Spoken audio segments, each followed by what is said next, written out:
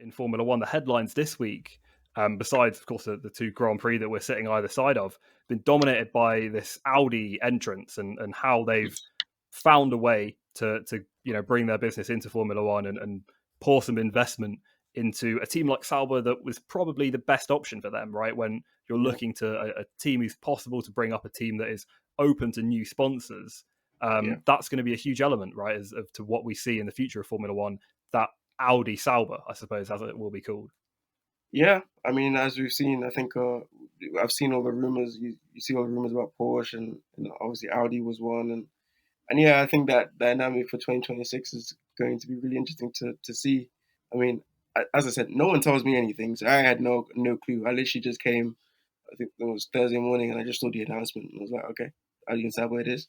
Of course, you see the rumors all the time, but yeah, I think that's going to be a very interesting thing to watch play out and to see how they kind of go along with the field and what their first impact in the field will be, and also who their drivers are going to be. That's also something to watch because Saab obviously have their own junior driver program with Teo Bourgeois, who did the FP2, FP1 in Austin, and there's rumors about Audi wanting Mick or Seb or Sainz or something like that. So yeah, I think that's it's always welcome. I love having these amazing brands in the sport. I think it can only make the sport better. So yeah, I'm looking forward to it.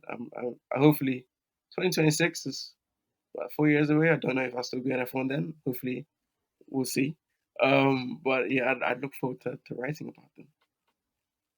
Yeah, and it could be a path for a German Grand Prix to get back on the calendar. I mean, maybe that's overly optimistic, but Hockenheim, while it was on the Formula One calendar, was a track that a lot of people look forward to, and it was a track that seemed to generate exciting overtaking, exciting racing, and sometimes it was obviously because of the rain that we'd get there, but you're due that in certain parts of Germany, but it would be the right move for Audi, right? They could be kind of campaigning for. I mean, I guess the problem with the calendar is that you can't keep adding races. You have to swap them out, and then what do you swap them out for? It's really tough. But I personally would love a German Grand Prix, but back on the calendar.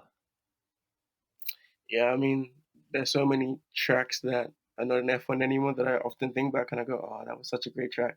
One of my favorites was Valencia, the one they used to host the European Grand Prix there. That was one of my favorite circuits ever. When I used to play the F1 game, it'd be the first circuit I go to. Really?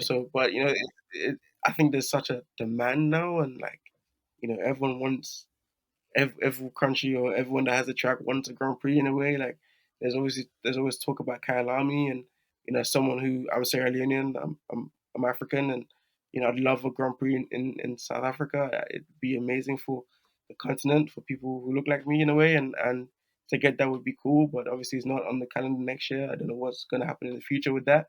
And Nürburgring as well is another track that people love. We went there during that COVID year, I think, and that was a great Grand Prix, and that was a great track. And Hockenheim, I think everyone remembers, was it 2018 or 2019, Seb crashing out.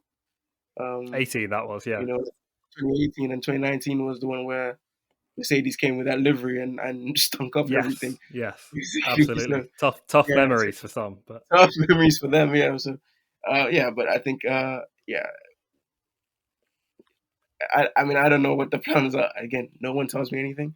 So I can't give people like information or anything. So, but no, I think, yeah, it's definitely a track that I do miss. But there are a few tracks that I do miss on seeing on circuit, and yeah, Hockenheim is definitely one of them.